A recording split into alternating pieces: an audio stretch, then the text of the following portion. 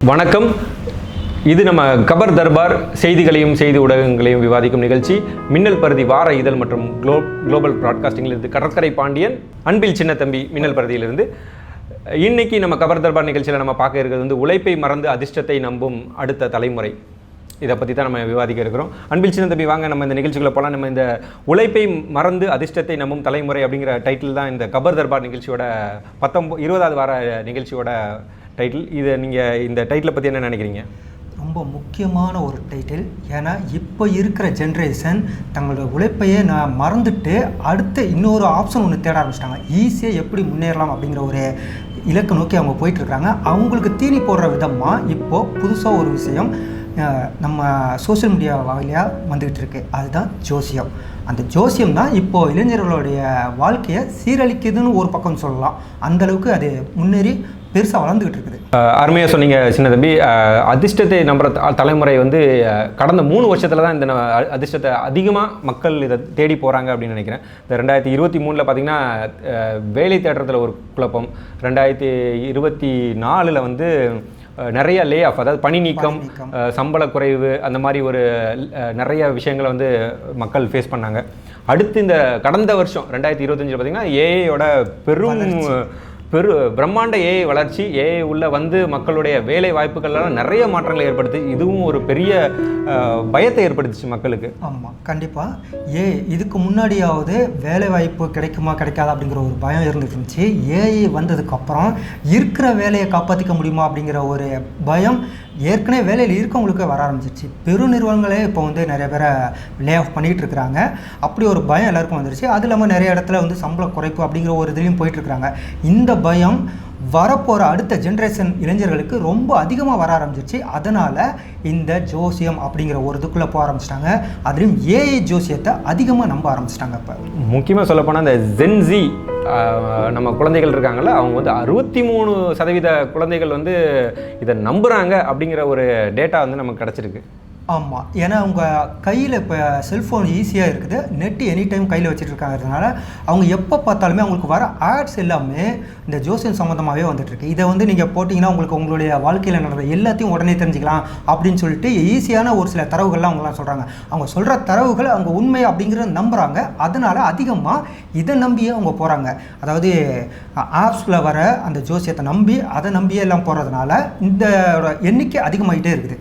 முக்கியமான ஊடகம், சமூக ஊடகமாக இருக்க யூடியூபாக இருக்கட்டும், இன்ஸ்டாகிராமாக இருக்கட்டும். இப்போ யூடியூபாக பர்டிகுலராக வந்து 48% வந்து இந்த மாதிரி ஜோதிட பற்றி இருக்கிற வீடியோஸ் அதிகமாக வந்து பகிரப்படுது.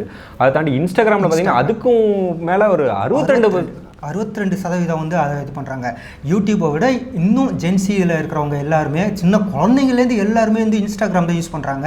அதனாலேயே அதில் ஜோசியம் பார்க்குறவங்களுடைய எண்ணிக்கை வந்து அதிகமாகிட்டே இருக்குது. இப்படிப்பட்ட சமூக ஊடகங்களுடைய தாக்கத்தினால அதில் வந்து அதிர்ஷ்டத்தை நம்பியே அதை தேடிக்கிட்டு இருக்க நம்மளுடைய என்ன ராசி, என்ன நட்சத்திரம், நம்மளுக்கு என்ன பலன், இன்றைக்கி என்ன இருக்கும் அப்படின்னு அதிகமாக தேடுறது. முக்கியமாக இவங்க கேட்குற கேள்விகள் என்ன அப்படின்னா, எப்போ எனக்கு வேலை கிடைக்கும், அப்புறம் வந்து எப்போ கல்யாணம் ஆகும் அப்படிங்கிறத பற்றி தான் கேட்குறாங்க, எப்போ வீடு கட்டுவோம் அப்படிங்கிறத பற்றி கேட்குறாங்க.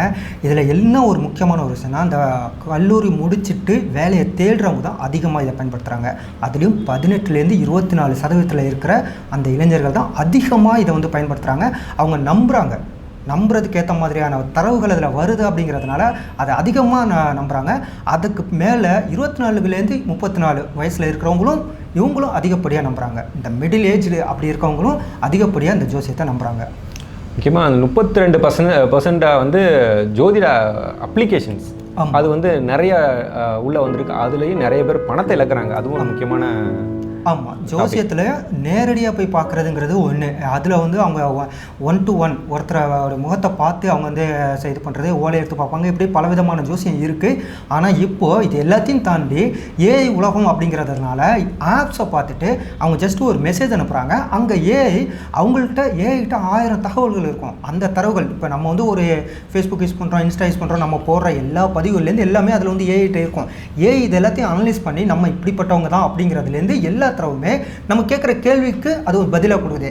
ஆனால் நம்ம ஜென்ரேஷன் என்ன நினைக்கிறாங்கன்னா ஏஐ தானாகவே சிந்திச்சு இது எல்லாத்தையும் சொல்லுது அப்படின்னு நினச்சிட்டு இருக்காங்க. ஆனால் நம்ம கொடுக்குற தரவுகளை வச்சுட்டு தான் அது வந்து பதில் சொல்லுது அப்படிங்கிறத வந்து அவங்க கவனிக்க தவறுறாங்க. இதனாலேயே பல பேர் பல ஆப்களை உருவாக்கி இந்த பணப்பறிப்பு அப்படிங்கிற ஒரு சம்பவத்தில் போகிறாங்க. இன்னும் சொல்லப்போனால் ஒரு 5 நிமிஷம் டைம் கொடுப்பாங்க. 5 நிமிஷத்துக்கு ஒரு 5 ரூபா அப்படிங்கிற மாதிரி ஒன்று கொடுக்குறாங்கன்னா 5 நிமிஷத்துக்குள்ளே நீங்கள் கேள்வி கேட்குறதுல பேர் என்ன, ஊர் என்ன, உங்கள் ராசி என்ன, இதை சொல்கிறதுலேயே 5 நிமிஷம் ஓடி போயிடும். அதுக்கு பிறகு அந்த 5 ரூபாயை தாண்டி அவங்க எக்ஸ்ட்ரா பணம் கட்டினா தான் கேள்விகளை கேட்குற மாதிரியான ஒரு சூழல் வரும்.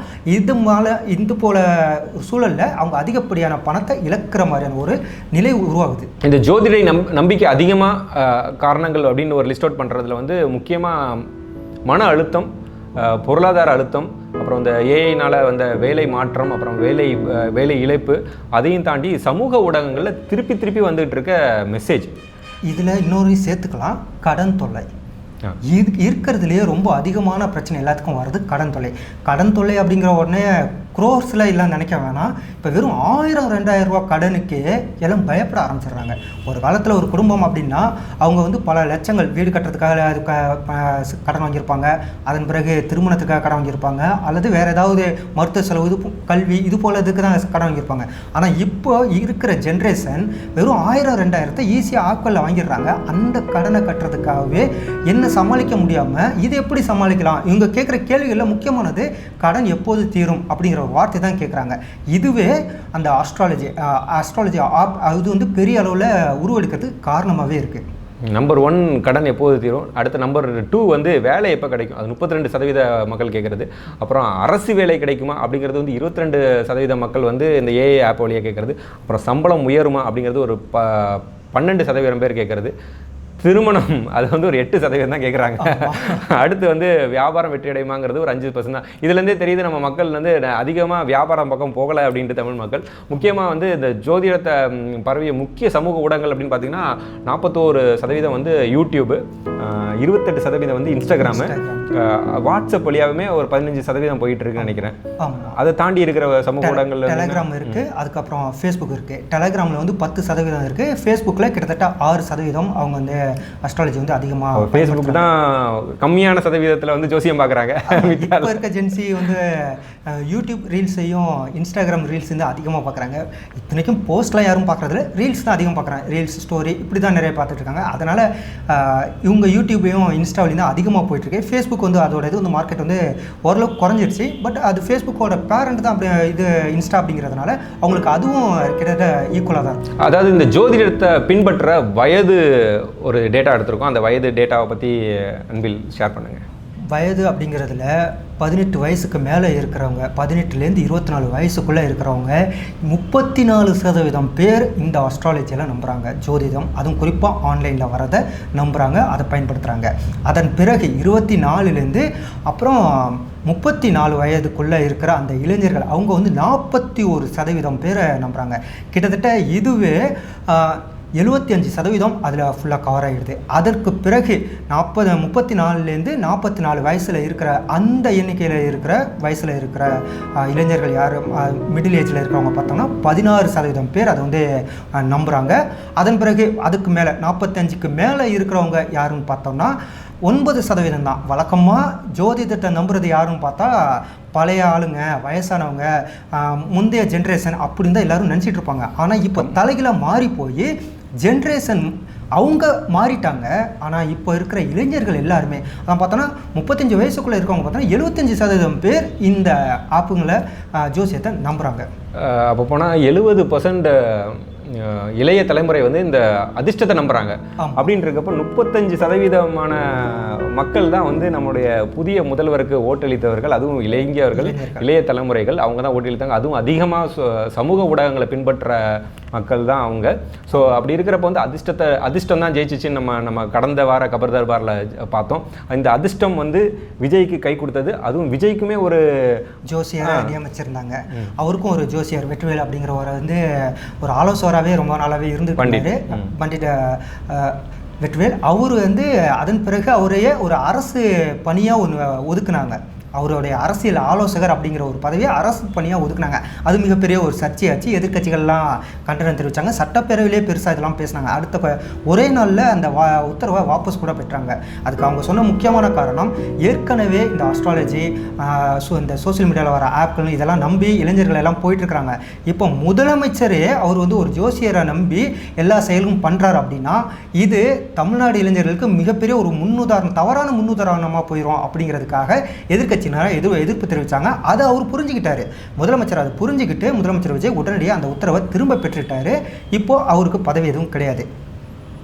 கரெக்டு. ஆனால் ரோல் மாடல் இப்போ வந்து ஒரு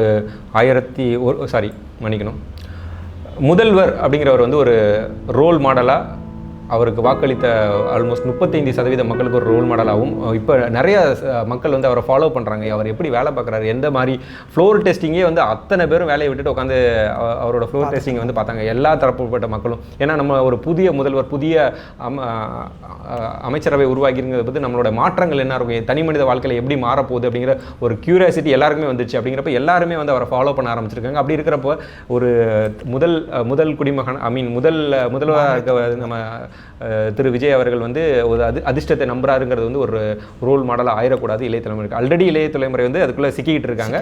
உழைப்பை மறந்துட்டாங்க. அப்படிங்கிறதுல அந்த உழைப்பு எங்கே போச்சு? இப்போ அவங்களோட உழைப்பு ஒன்று, அவங்களுடைய திறனை வந்து வளர்த்துக்காமல் இருக்கிறது. வேலை வாய்ப்புன்னு சொல்லி போகும்போது அவங்க கேட்குற கேள்விகளுக்கு பதில் சொல்லிடுறாங்க. அதை தாண்டி எக்ஸ்ட்ரா வேறு ஏதாவது கேள்வி கேட்டால் அவங்களுக்கு வந்து தெரியல. சப்ஜெக்டில் வந்து கரெக்டாக இருக்கிறாங்க, அதை தாண்டி வேறு எதுவும் தெரியல. இது ஒன்று, அவங்க திறன் குறைவு அப்படிங்கிறதுல ஒன்று. ஏற்கனவே வந்து இதுக்கு முன்னாடி இருந்த அரசாங்கம் நான் முதல்வன் அப்படிங்கிற ஒரு திட்டத்தை கொண்டு வந்திருந்தாங்க. அதன் மூலமாக பல பேருக்கு நல்ல ஒரு பயனுள்ளதாக இருந்துச்சு. கிட்டத்தட்ட 2 லட்சத்துக்கும் அதிகமானவர் வந்து 2,40,000க்கும் அதிகமானவர் வந்து பயன்பெற்றிருந்தாங்க. அது ஒரு ப்ளஸ்ஸாக இருந்துச்சு. அது இல்லாமல் வெளியில் பார்க்கும்போது இந்த மாதிரியான சோசியல் மீடியாஸ், இந்த ஜோதிடம் இதெல்லாம் பார்த்து இது அவங்களுக்கு வந்து ரொம்ப ஈஸியாக இருக்குது. நமக்கு கிடைக்க வேண்டியதெல்லாம் இதுலேயே நமக்கு வந்து ஈஸியாக தெரிஞ்சிடுது, முன்கூட்டியே கணிச்சிடுறோமே அப்படிங்கிறதுனால அவங்க வந்து பல விஷயங்களை தெரிஞ்சுக்கிற தவறுறாங்க. அதனாலேயே அவங்களுடைய திறன் வந்து குறைய ஆரம்பிச்சிருது. இது ஒன்று. அதன் பிறகு பார்த்தோன்னா டாஸ்மாக், அந்த மது பழக்கத்தால் இவங்க வந்து வெளி மாநிலங்களில் இருக்கிறவங்களாம் இங்கே தமிழ்நாட்டுக்கு வராங்க. தமிழ்நாட்டில் வந்து இவங்களுடைய வேலைவாய்ப்பு வந்து நம்ம தமிழ்நாட்டில் இருக்க இளைஞர்களுடைய வேலைவாய்ப்பு வந்து அவங்களுக்கு பங்கு வந்து குறையுது. வெளி மாநிலத்தவங்களுடைய பங்கு வந்து அதிகமாகிட்டே இருக்குது. இதுவும் ஒரு முக்கியமான ஒரு காரணமாக இருக்குது. முக்கியமாக இந்த இதில் நான் ஒன்று பகிர விரும்புகிறேன். என்னென்னா நான் என்னுடைய ட்ராவலில் ஒரு வட மாநிலத்தை வர பார்த்தா அவர்னால அழகாக தமிழ் பேசுகிறாரு. அந்த அளவுக்கு அவர் வந்து இங்கே வந்து பழக்கமாக இருக்காரு, உழைக்கிறாரு. அதனால் தெரிய வருது. அவருக்கு ஒரு கால் வருது அவருடைய முதலாளிகிட்ட இருந்து, நண்பர்கிட்ட இருந்து. அவர் ஒரு தமிழ் நண்பர். அவர் வந்து கால் எடுத்துகிட்டு பேசுகிறாரு. இன்றைக்கி வேலைக்கு வரல. ஏன்னா நீங்கள் கேஷுவலாக சொல்கிறார், நீங்களாம் குடிச்சு கொஞ்ச நாளில் செத்து போயிருவீங்க, அதுக்கப்புறம் நாங்கள் தான் வேலை பார்ப்போம் தமிழ்நாட்டில், நீங்கள் யாரும் வேலை பார்க்க மாட்டீங்க அப்படின்ட்டு ஓப்பனாக அழகாக தமிழில் சொல்கிறாரு. அந்த அளவுக்கு வந்து அந்த வட மாநிலத்தவர்களோட உழைப்பை நம்புகிறாங்க. நம்ம மக்களை எப்படி குறைச்சி மதிப்பிடுறாங்க, நம்ம மக்கள் உழைக்க மறந்துட்டாங்கிறத வந்து அவங்க குத்தி காட்டுறாங்க. அந்த அளவுக்கு நம்ம தமிழ் மக்களுடைய இளைய தலைமுறை வந்து உழைக்க மறந்து போய்கிட்டு இருக்கு அப்படிங்கிறது ஒரு முக்கியமான கருத்து இங்கே சின்ன தம்பி. ஆமாம், நம்ம ஊரில் வேலை வாய்ப்புகள் கொட்டி கிடக்கு. வேலை வாய்ப்புகள்ங்கிறது உடனே நம்ம வந்து ஐடி கம்பெனியில் தான் வேலை பார்ப்பேன், பெருநிறுவனங்களில் தான் வேலை பார்ப்பேன் அப்படிங்கிறதுலாம் இல்லை. சாதாரண தரமட்டத்தில் விவசாயத்து வேலையிலேருந்து எல்லாத்துமே வேலை வாய்ப்புகள் இருக்குது.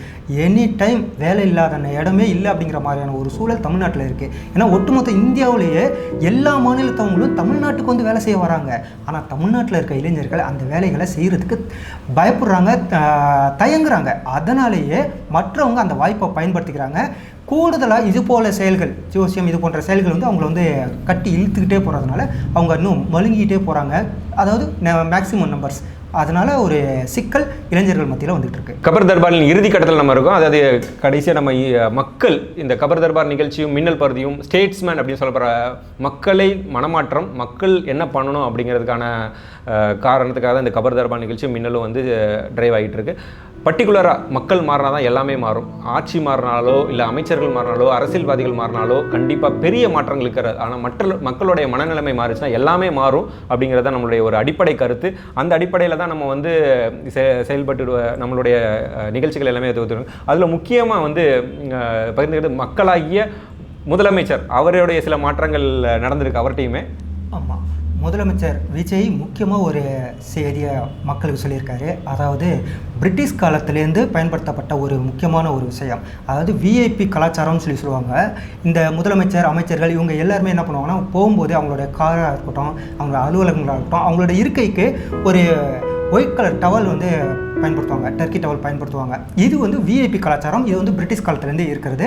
இதை ஒரு சமூக ஆர்வலர்கள் சுட்டி காட்டினாங்க. இது போல் ஒரு விஐபி கலாச்சாரத்தை நீங்கள் வந்து தவிர்க்கணும்னு சொல்லி சுட்டி காட்டின உடனே முதலமைச்சர் விஜய் அதை எடுத்துட்டு இனிமேல் அது போல் ஒரு கலாச்சாரம் இருக்காது அப்படின்னு சொல்லி அவர் அது செயலால் செஞ்சு காட்டியிருக்காரு. அதே போல் இப்போ நம்மளுடைய தமிழ்நாட்டுடைய இலச்சினை லோகோ இருக்குது, அதுக்கு கீழே வந்து வாய்மையே வெல்லும் அப்படின்னு ஒரு இது இருக்குது. அதுக்கு பதிலாக உழைப்பே உயர்வு தரும் அதோட சேர்த்து. ஏன்னா லட்சினை வந்து வாய்மையே வெல்லும். ஏன்னா உழைக்க, இது முக்கியமான ஒரு கருத்து என்னன்னா, உழைக்க மறந்துடுறாங்க நம்ம மக்கள். அதில் நிறைய நம்ம பார்த்தோம். இப்போ எந்த இடத்துலலாம் வந்து அதிர்ஷ்டத்தை நம்புறாங்க. அதிர்ஷ்டத்தை மட்டும் நம்பினா நம்மளால் அடுத்த கட்டத்துக்கு போக முடியாது. ஒவ்வொருத்தரோட தனிப்பட்ட மக்களுடைய தனிப்பட்ட உழைப்பு மட்டும்தான் அவங்கள மாற்றும். அப்படிங்கிறதுனால வாய்மையே வெல்லும் அப்படிங்கிறதோட சேர்த்து உழைப்பே உயர்வு தரும் அப்படிங்கிற ஒரு வார்த்தையை ஆட் பண்ணிக்கலாம். அப்படிங்கிறது மின்னல் பருதி சின்ன தம்பியோட ஒரு தனிப்பட்ட கருத்து.